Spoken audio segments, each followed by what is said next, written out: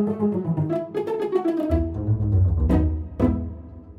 everybody, this is Joel Kennedy with Kennedy Violins. So, why do violinists seem to hate violas so much? Okay, so the title of the video is a little bit clickbaity. I don't think violinists hate violas, but they sure do go out of their way to disparage them sometimes. There's no shortage of viola jokes. So I thought, why don't I just talk about that a little bit today?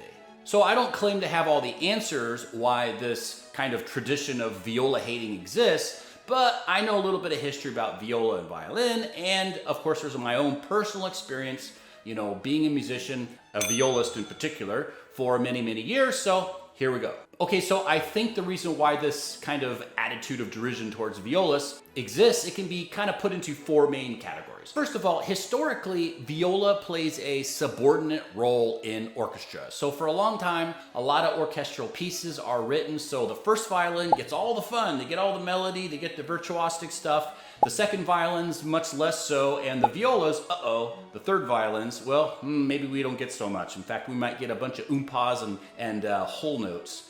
So yeah, so if you're in an orchestra, you're like, well, I don't want to be that guy. Okay, so the second reason is, from a practical point of view, the viola is harder to play than the violin because it's bigger. And it's true, the repertoire is not as difficult as a general rule, but it is a more difficult instrument to play, especially going way back, right? So in the 1500s or so, before the viola was kind of standardized a bit more, your violas sometimes were really big, really long string lengths and heavy bodies, and they were just really difficult to play. They're very unwieldy. So, if you're trying to play an instrument like that, there's a lot better chance that you're going to miss notes and you're going to play out of tune. I'd say a third main reason would be that composers just weren't writing virtuosic pieces for viola. It's more so now, but especially in the past, the music just wasn't very exciting. And composers weren't writing virtuosic or exciting pieces for solo viola because, number one, the instruments are harder to play, but number two, the range that the viola plays in, which is a fifth below a violin but an octave higher than cello, is hard to hear above an orchestra. So if you're writing a concerto,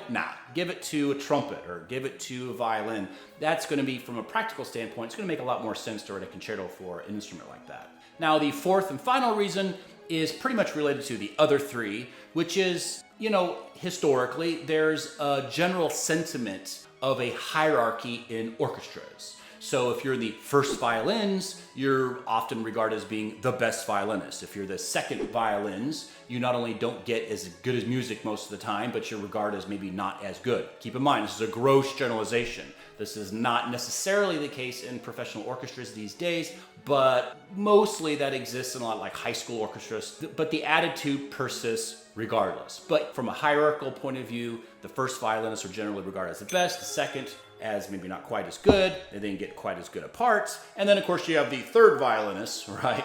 Then the violas, right? And there were some pieces of music that were written that had third and fourth violin parts, and then the violas kind of took that over. So yeah, so you have the least desirable music given to the people who are lower on the ladder, I guess you could say.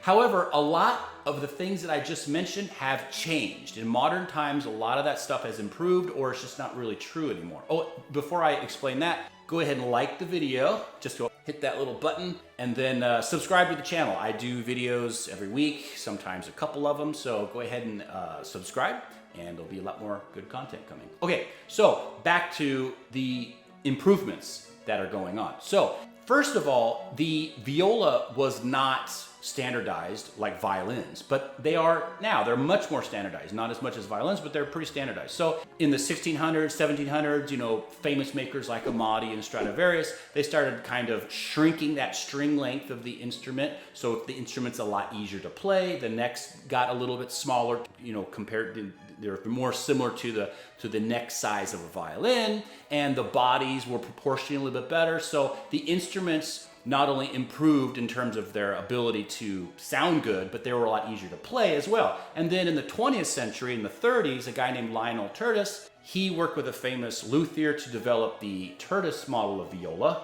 which I've played on for many, many years. A lot of professionals prefer the Tertis style of viola.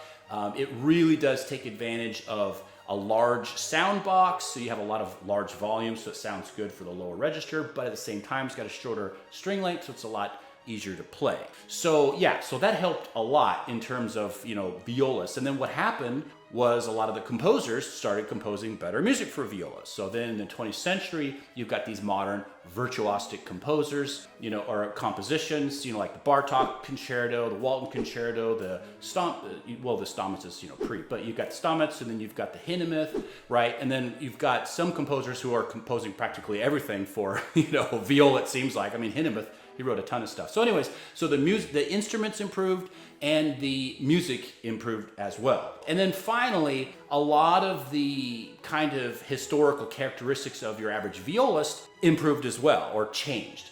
So it used to be a lot of people who were playing viola were kind of, you know, failed violinists, you might say, right? So maybe they couldn't get into the orchestra they wanted, they couldn't get into the school that they wanted, there was some opportunity that they couldn't have because with violin there's just too much competition. Well, there's a lot fewer violists, less competition, and so it's a little bit easier to have those doors open for you. So you had a lot of violinists switching over to viola. That's not so true anymore. If most of the modern, you know, good violists you're going to come across, a lot of them, they started on viola, so they didn't fail at anything. They wanted to play the viola, they knew about the viola, they loved the viola repertoire, they loved the viola sound, and so they chose viola right from the get-go. So from an artistic, from a technical standpoint, you know, the violas there's a lot to be respected now with a modern violas. So guys, that's about it for this video. I hope I answered some questions, and I'm sure in the comments we're gonna see some great viola jokes. So with that, I'll bid you guys adieu and have a great day.